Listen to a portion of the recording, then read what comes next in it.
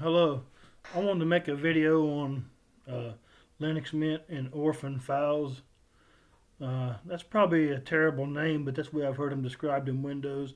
In other words, you install a program and you don't want it anymore. You try to remove that program, and those files and directories that's left behind, they usually refer to them as orphan files. I guess maybe orphan directories or folders would apply also. Uh, I don't know. I don't want to talk without showing you things here, so we'll just kind of move around while I'm talking. When you install a program, I really don't have a issue with Linux Mint. I like Linux Mint. I have it on most of my computers. I've not bragging, but I've even donated and plan to donate in the future. Really like Linux Mint. But when you listen to the community on YouTube, they seem to me to lead you to believe that okay, you can go to your software manager, which is right here, and download a program. Then if you don't want it, it's as simple as uninstall the program. And that's true, you can uninstall it, but it will also leave behind orphan files like Windows does. And I just wanted to prove that. And that probably should be brought out because I like to keep my systems clean. It's another reason why I don't like to use restore points. And if I have a problem with my Linux system, or when I was using Windows, and I do have a couple Window installs still around, I would rather just go ahead and reinstall it because you can run into all kinds of problems by going back to restore back to an earlier date. And I've never tried it on Linux, so I don't want to talk about things I know nothing about. I've never tried it on Linux. But my brother was using Windows 7 once and even restored back to a time he had a different password and forgot what it was and couldn't get into a system. I found out about it years later. Years later, he still had the laptop, and so I got it and I was able to get him back into his Windows 7. Uh, but I like to keep a clean system. I don't like files around it that doesn't serve any purpose. I know disk space is cheap. It's not a matter of disk space. I guess it's a matter of personal preference. But instead of just talking, I want to show you this. And I noticed this in DOSBox this morning when I was trying out the Linux DOSBox. So instead of just talking here, we'll move around a little bit. And here's DOSBox. I installed it. But before we do that, I want to show you in the home directory, you push Control and H. There's the video that I'm making now. You push Control and H to unhide the directories, and you go down to .var, and you go to the app directory, and right in here you will find where some other folders are kept from programs that's been installed. And this is where DOSBox keeps a folder that it makes with its config file in it. And I'll show you that here in a minute. Okay, so we're just going to go ahead and install this. We'll show you here that it's not already installed, and we see it's not there. But if you type in DOS, it's not installed. You see that in the menu. So we'll go ahead and install this. Now I'll show you what I'm talking about. Continue. Okay, it's installing. Not a very big install. And I do use the Windows one. I got the Windows one right over here running and play on Linux and Wine. So now then this is ready to launch. I can launch it, and there's DOSBox. There's some things that may not be Linux Mint related. I noticed when I was trying to configure DOSBox from Linux. Of course, I'm a Windows person too. I got to keep considering that because I should say I used Windows for a long time, and I probably still know Windows better than Linux. But it seems easier to configure for Windows. I was trying to configure it for Linux today, and like it would take the documents directory, but it wouldn't take the downloads directory. But I'm not getting too much into that. That's probably DOSBox controlling that. It's probably not Linux. or it might be something about permissions that I really don't know that much about, and so I'm not going to talk about things I don't know, but I'm going to talk about something I do know, and I'm going to show you where this config file is for a DOSBox that's been made. Okay. If you open this up, you go down to .var, and you go to the app.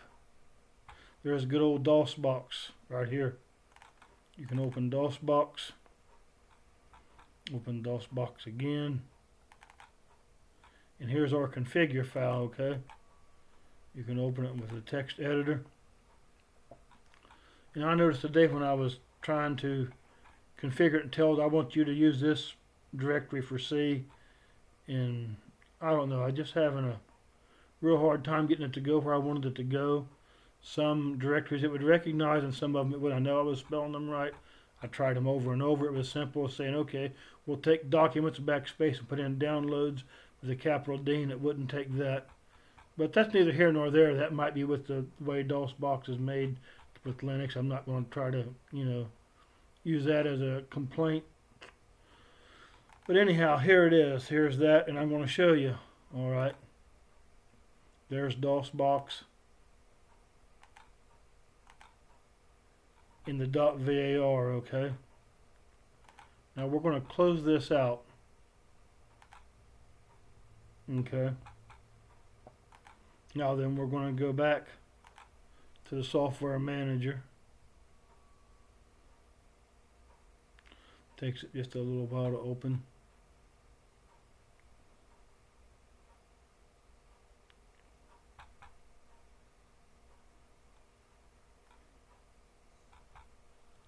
We're going to type in DOSBox.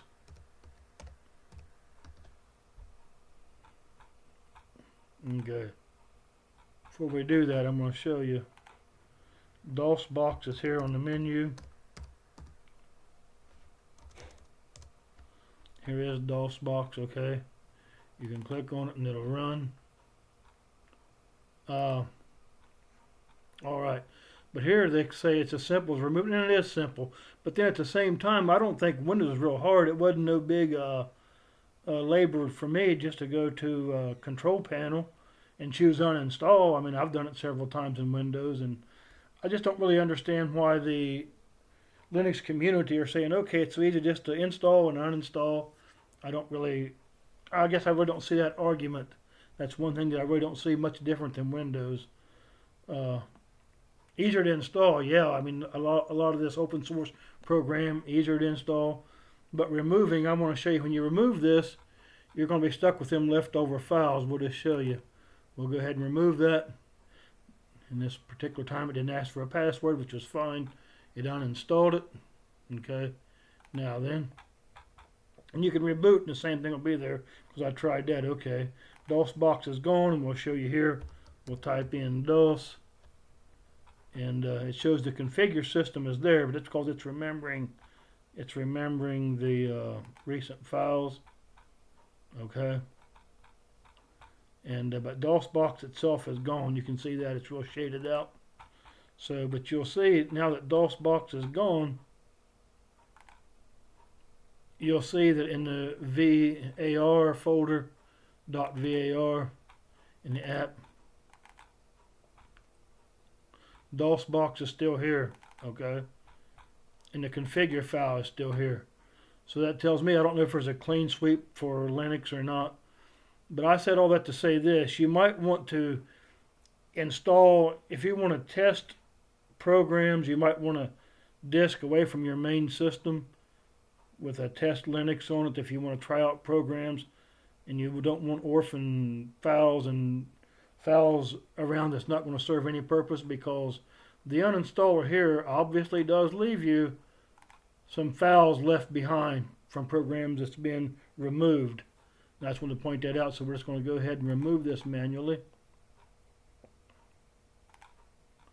We'll delete that, and now it's gone. I don't know, leave me in the comments what you think. I'm not really trying to complain about this, but I wish the I hope that the community would be more open and say, hey, okay, you can try out software from the software manager, but if you do that, be aware that if you're just installing, uninstalling, installing, uninstalling, trying out programs, see which one works for you, it may leave you some files behind. I know disk space is cheap. I know our computers is fast. It's probably not going to slow them down that much. But if you like a clean system, it could, it's going to leave it behind, and it's going to, if you like to be in control of your system and you like things a certain way, it's going to affect it. So you might. I tell you one thing you can do is your ISO that you've copied it to your USB. Your USB installer is a good way to try out programs, because when you delete them and when you uninstall them and you shut it down and pull the drive out, it goes right back to what it was originally. So that's a nice way to try things out, is your Linux Mint USB installer. But anyhow, thanks for watching this. I just wanted to point this out. Let me know what you think. It's not a big deal. I'm not really griping and complaining about it. I just wish people would be a little, just wish some of the people that's using Linux would be a little more open and say, hey, you can do this, but be aware that there's going to be some files left behind from when you repeatedly install stuff and then uninstall and remove them. Thanks for watching, and we'll see you next time. Thank you very much.